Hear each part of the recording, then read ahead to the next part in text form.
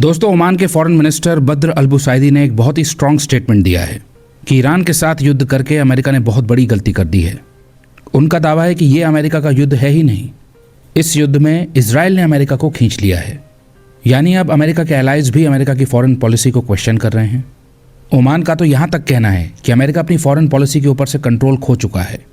और दोस्तों, ये बात काफ़ी सारे लोगों को समझ में भी आ रही है। जिस प्रकार युद्ध में हॉरिजॉन्टल और वर्टिकल एस्केलेशन बढ़ता जा रहा है और एनर्जी शॉक क्रिएट हो रहा है, तो उससे ये साफ दिखाई दे रहा है कि अमेरिका से स्ट्रेटेजिक ब्लंडर हो गया है। वर्टिकल एस्केलेशन का मतलब होता है कि वॉर जहाँ पर चल रहा है, जिस थिएटर में वॉर चल रहा है, वॉर के वहीं पर चलते हुए उसकी सीवियरिटी या इंटेंसिटी का बढ़ जाना। मतलब वॉर जहाँ पर चल रहा है वहीं पर अटैक्स और अग्रेसिव होने लगे। जैसे पहले मिलिट्री साइट्स पर अटैक हुआ, फिर न्यूक्लियर साइट्स पर अटैक हुआ, फिर टॉप लीडरशिप को एलिमिनेट कर दिया गया, सिविलियन इंफ्रास्ट्रक्चर को डिस्ट्रॉय किया जा रहा है। जैसे अभी साउथ पार्स गैस फील्ड के ऊपर अटैक हुआ, जहाँ से ईरान का 70 से 80% गैस सप्लाईज आती हैं।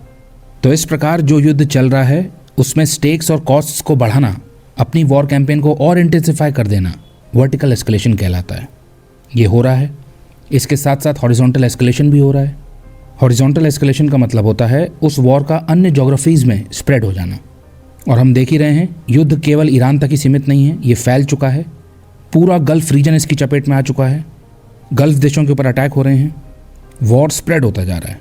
मिलिट्री साइट्स के साथ साथ अब दोनों sides high value civilian targets को भी निशाना बना रहे हैं। Airports, hotels, apartment buildings, energy choke points, सब कुछ टारगेट किया जा रहा है। टिट फॉर टैट रिटेलिएशन का गेम चल रहा है।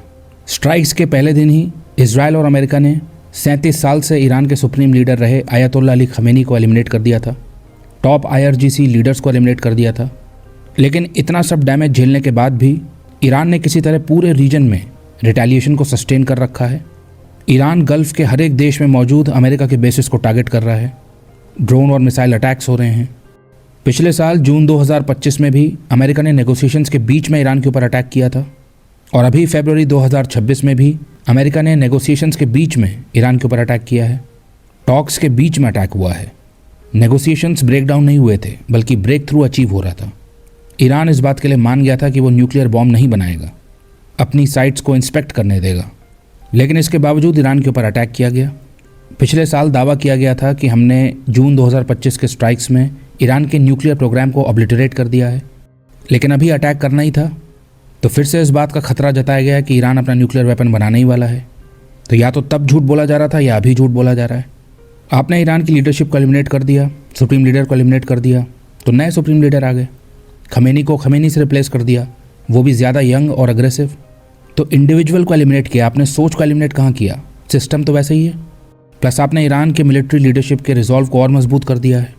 सिस्टम नहीं बदला है, सिस्टम बना रहा, उसके भीतर बदलाव हुआ है। सुप्रीम लीडर के जाने के बाद ईरान के पास अब रेस्ट्रेंट दिखाने की बाध्यता भी नहीं है। ईरान के पास मैसिवली रिटेलिएट करने की वजह है और वो कर रहा है। तो ईरान अब पहले की तरह सिंबॉलिक रिटेलिएशन नहीं कर रहा है, अब तो वो रेसिप्रोकल अटैक्स कर रहा है।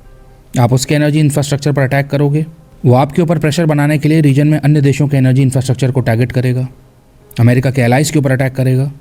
एक तरीके से अमेरिका के एलाइज को पनिश किया जा रहा है कि आपने अमेरिका के मिलिट्री बेसिस को होस्ट क्यों किया, अपनी धरती का इस्तेमाल ईरान के ऊपर अटैक करने के लिए क्यों होने दिया। तो इस प्रकार ईरान के युद्ध में वर्टिकल और हॉरिजॉन्टल एस्केलेशन दोनों ही बढ़ चुके हैं। ईरान अब तो सिविलियन साइट्स को भी नहीं बख्श रहा है। ईरान को जहाँ भी अंदेशा होता है कि यहाँ पर अमेरिका के सर्विसमैन छिपे होंगे, वहाँ पर भी अटैक किया जा रहा है। स्ट्रेट ऑफ हॉर्मुज पर ईरान की पकड़ बनी हुई है। ईरान इस बात को इंश्योर कर रहा है कि कीमत केवल उसे इजराइल और अमेरिका को ही ना चुकानी पड़े, बल्कि हर एक रीजनल स्टेट्स को चुकानी पड़े और अमेरिका के एलाइज जो कि अमेरिका के बेसिस को होस्ट करते हैं उनकी समझ में आ जाए। तो ईरान के इस एक्शन ने रीजन में मिलिट्री क्राइसिस को जन्म दे दिया है। फिर जैसे ईरान की स्कूल बिल्डिंग के ऊपर अटैक हो जाना, जिसमें बच्चों की जान चली गई। ईरान के ऑयल इंफ्रास्ट्रक्चर पर अटैक होने के कारण जो टॉक्सिक रेन हुई, लोगों को परेशानी हुई। इस प्रकार सिविलियंस की जो कैजुअलिटी हो रही है, उनको जो परेशानियाँ हो रही हैं, उससे अमेरिका और इजराइल के प्रॉस्पेक्ट्स और कठिन होंगे। जैसे जैसे ये युद्ध बढ़ता जाएगा, अमेरिका के लिए कॉस्ट बढ़ती जाएगी। ट्रंप ये नहीं चाहते हैं कि ये वॉर कैंपेन प्रोलॉन्ग्ड हो। अमेरिका के सोल्जर्स भी ईरान की धरती पर ट्रंप को नहीं चाहिए। लेकिन इजराइल इस चीज़ को पुश कर रहा है, बिकॉज बिना ग्राउंड ट्रूप्स को उतारे रजीम चेंज नहीं हो सकता। और ऐसा करने पर भी हैवी प्राइस पे करनी पड़ेगी बिकॉज ऑफ ईरान्स ज्योग्राफी। हज़ारों लाखों अमेरिकन सोल्जर्स अपनी जान गंवाएंगे। वियतनाम, अफगानिस्तान में ऑलरेडी अमेरिका भुगत चुका है। ईरान के ऊपर ग्राउंड ट्रूप्स उतारे जाते हैं तो वही चीज़ रिपीट होगी। ईरान अपने सर्वाइवल के लिए लड़ रहा है, बहुत ज़्यादा स्टेक्स हैं ईरान के पास कॉन्फ्लिक्ट में, और बहुत ज़्यादा इंसेंटिव है अटैक्स को कंटिन्यू करने का। इसलिए अभी टिट फॉर टैट का गेम चल रहा है। अमेरिका का दावा है कि उसने ईरान की मिलिट्री कैपेबिलिटीज़ को सीवियरली डिग्रेड कर दिया है, डिस्ट्रॉय कर दिया है, लेकिन ग्राउंड पर तो ऐसा कुछ दिखाई नहीं दे रहा है। ईरान मैसिवली रिटेलिएट कर रहा है। अमेरिका और इजराइल के एम्यूनिशन एग्जॉस्ट होते जा रहे हैं। कुछ घंटों पहले अमेरिकन राष्ट्रपति डोनाल्ड ट्रंप ये दावा करते हैं कि हम ईरान की एयर स्पेस में जहाँ चाहे वहाँ पर फ्लाई कर रहे हैं, हमें रोकने वाला कोई नहीं है। उसी के कुछ घंटों के बाद ये न्यूज़ आती है कि ईरान के एयर डिफेंस ने अमेरिका के F-35 jet 5th generation fighter jet को हिट किया है। बात साफ है, ईरान की कैपेबिलिटीज़ को डे 1 से सीवियरली अंडर एस्टिमेट किया जा रहा है। यही कारण है कि बहुत सारे जियोपॉलिटिकल एनालिस्ट्स और अब तो इवन अमेरिका के एलाइज भी कहने लगे हैं कि अमेरिका ने ईरान युद्ध को शुरू करके बहुत बड़ी गलती कर ली है। किसी भी युद्ध को अपनी फीलिंग्स के ऊपर चालू नहीं करना चाहिए, फैक्ट्स और इंटेलिजेंस के बेसिस पर चालू करना चाहिए। क्लियर स्ट्रेटेजिक ऑब्जेक्टिव्स के साथ आगे बढ़ना चाहिए, क्लियर प्लान और स्ट्रेटजी के साथ आगे बढ़ना चाहिए। और यहाँ पर तो ऑब्जेक्टिव्स क्लियर ही नहीं है, वो शिफ्ट होते जा रहे हैं। कभी रेजीम चेंज, कभी न्यूक्लियर प्रोग्राम को डिस्ट्रॉय करना, कभी ईरान के इन्फ्लुएंस को ख़त्म करना। तो क्लैरिटी मिसिंग है। इवन अमेरिका के इंटेलिजेंस ऑफिशियल्स इस बात को एडमिट कर रहे हैं कि अमेरिका और इजराइल के ऑब्जेक्टिव्स अलग अलग हैं। और अब ओमान भी उसी चीज़ को पॉइंट आउट कर रहा है कि अमेरिका इस तरह के युद्ध में इन्वॉल्व हो चुका है जिसे डिज़ाइन ही इजराइल की प्रायोरिटीज़ के बेसिस पर किया गया है, अमेरिका की प्रायोरिटीज़ के बेसिस पर नहीं। किसी तरीके से इजराइल ने अमेरिका को ये कन्विंस कर लिया कि आपको ईरान के अंदर क्विक विक्ट्री मिल जाएगी, जैसे वेनेजुएला में हुआ था। लीडर को कैप्चर किया आपने और उसके ऑयल रिसोर्सेज को कंट्रोल कर लिया। ऐसे ही ईरान के अंदर सुप्रीम लीडर को एलिमिनेट करेंगे, टॉप IRGC लीडर्स को एलिमिनेट करेंगे, लोग सड़कों पर आएंगे, रजीम चेंज हो जाएगा, एक प्रो US रजीम को इंस्टॉल कर दिया जाएगा और ईरान के रिसोर्सेज को कंट्रोल कर लिया जाएगा। इस बात का इजराइल ने अमेरिका को यकीन दिला दिया, लेकिन ये जो इल्यूजन था ये सही साबित नहीं हुआ। ग्राउंड रियलिटी पूरी तरीके से डिफरेंट है। सुप्रीम लीडर को डीकैपिटेट करने के बाद भी ईरान टिका हुआ है, रिटेलिएट कर रहा है। For the time being रजीम change achieve नहीं हो पाया है और ना ही ईरान की कैपेबिलिटीज़ डिस्ट्रॉय हुई हैं। तो अमेरिका की प्लानिंग पूरी तरीके से कोलैप्स हो चुकी है। एनर्जी इंफ्रास्ट्रक्चर के ऊपर अटैक हो रहा है, वो अलग। वॉर स्प्रेड होता जा रहा है, ट्रूप्स को ग्राउंड पर उतारने की नौबत आती जा रही है, जो कि डिजास्टर्स साबित होगा। सीज फायर के लिए ईरान मान नहीं रहा है। ईरान ने क्लियर कर दिया है कि अब वो अमेरिका को एक सबक सिखाएगा। नेटो एलाइज रिलक्टेंट है वॉर को ज्वाइन करने में। दोस्तों, जब रॉन्ग अजम्पशंस के बेसिस पर युद्ध में एंटर किया जाता है तब ऐसा होता है। और ओमान और अन्य गल्फ देश इसलिए गुस्सा हैं क्योंकि युद्ध को शुरू करने से पहले गल्फ देशों को ऑन बोर्ड लिया ही नहीं गया, उनसे कंसल्ट ही नहीं किया गया। लेकिन कीमत अब वो चुका रहे हैं क्योंकि ईरान अब गल्फ देशों के ऊपर अटैक कर रहा है, क्योंकि इन्होंने अपनी धरती का उपयोग अमेरिका को करने दिया ईरान के ऊपर अटैक करने के लिए। तो अब गल्फ देश भी ईरान के लेजिटिमेट टारगेट्स बन चुके हैं। स्ट्रेट ऑफ हॉर्मुज क्राइसिस की वजह से गल्फ देशों का बिजनेस भी अफेक्ट हो रहा है। इसलिए गल्फ देश नाराज़ हैं कि ये वॉर उनके ऊपर इम्पोज कर दिया गया है। दोस्तों, कोई कारण है कि ये कहा जाता है कि अमेरिका का शत्रु होना खतरनाक है लेकिन मित्र होना जानलेवा है। गल्फ देशों की समझ में अब ये बात आ रही है। गल्फ देश यदि ये सोच रहे थे कि मुश्किल समय में अमेरिका उनकी मदद करेगा, अपनी धरती के ऊपर अमेरिका के मिलिट्री बेसिस को होस्ट कर लो, तो मुश्किल समय में अमेरिका हमें सिक्योरिटी प्रोवाइड करेगा। तो ये बात साफ है कि गल्फ देशों ने इतिहास से कोई सबक नहीं लिया है। अमेरिका वही करेगा जो अमेरिका के इंटरेस्ट में होगा और उन इंटरेस्ट को पूरा करने के लिए आपका इस्तेमाल किया जाएगा। ये सब करके अन्य देशों के रिसोर्सेज को कंट्रोल करके ही अमेरिका सुपर पावर बना है। और अब वेस्ट एशिया में एक गलती के कारण ईरान अमेरिका के सुपर पावर स्टेटस को चैलेंज कर रहा है। अब तो अमेरिका के एलाइज भी ये कहने लगे हैं कि सुपर पावर अमेरिका अपना एजेंडा खुद नहीं तय कर रहा है, उसका एजेंडा इजराइल तय कर रहा है। अमेरिका के डिसीजंस इजराइल के द्वारा शेप किए जा रहे हैं।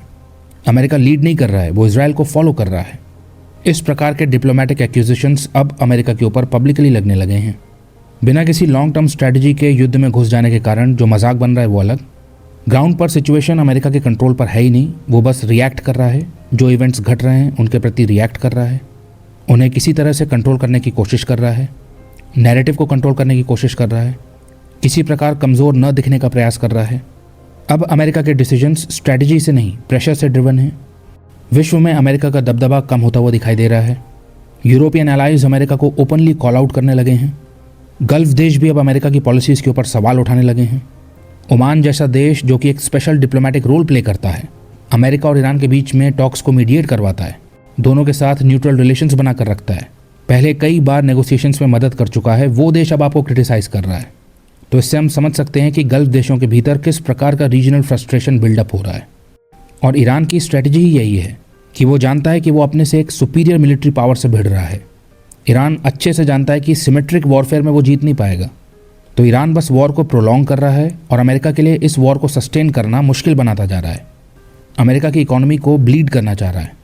ईरान जीत नहीं पाएगा, लेकिन वॉर को इतना लंबा खींच देगा कि अमेरिका भी जीत नहीं पाएगा। जो रीजनल क्राइसिस ईरान ने खड़ी कर दी है उसे मैनेज करना अमेरिका के लिए मुश्किल होता जा रहा है। अमेरिका अन्य देशों से मदद की गुहार लगा रहा है कि आप अपनी नेवी को भेज दीजिए स्ट्रेट ऑफ हॉर्मुज को अनब्लॉक करने के लिए। ईरान के साथ युद्ध में कौन है? इजराइल और अमेरिका। लेकिन नेवी किससे मंगाई जा रही है? अन्य देशों से। नेवी कौन भेजें? अन्य देश। ईरान की मिसाइल्स और ड्रोन्स कौन झेलें? अन्य देश। अमेरिका ये चाह रहा है। जाहिर है बाकी देशों ने मना कर दिया है। बाकी देशों का कहना है कि ये युद्ध आपने शुरू किया था, ये आपका वॉर है, हम इसमें इन्वॉल्व नहीं होंगे। अमेरिका की अनप्रेडिक्टेबिलिटी को लेकर देशों का जो अमेरिका के साथ ट्रस्ट डेफिसिट है वो बहुत ज़्यादा बढ़ चुका है, इसलिए उन्होंने अमेरिका की रिक्वेस्ट को डिक्लाइन कर दिया है। बौखलाहट में अमेरिका ने उन्हें अनग्रेटफुल कहा है। अब दुनिया भर के देशों की समझ में ये आ रहा है कि अमेरिका के ऊपर अपनी डिपेंडेंस को कम करना होगा, अपनी स्ट्रेटेजिक ऑटोनॉमी को बढ़ाना होगा और इस अननेसेसरी और डिस्टेबलाइजिंग वॉर में डायरेक्टली इन्वॉल्व होने से बचना होगा। अमेरिका और इजराइल का व्यू पॉइंट कि यदि हम ईरान के ऊपर प्रीएम्प्टिव स्ट्राइक्स कर देते हैं तो इससे एक बड़ी कॉन्फ्लिक्ट प्रिवेंट हो जाएगी, ये पूरी तरीके से फेलियर साबित हुआ है। रीजनल क्राइसिस उठ खड़ी हुई है, एलाइज ने अमेरिका को अबैंडन कर दिया है और अब जो ग्लोबल इकोनॉमिक और जियोपॉलिटिकल शॉक क्रिएट हो रहा है, दिन प्रतिदिन उसे मैनेज करना कठिन होता जा रहा है।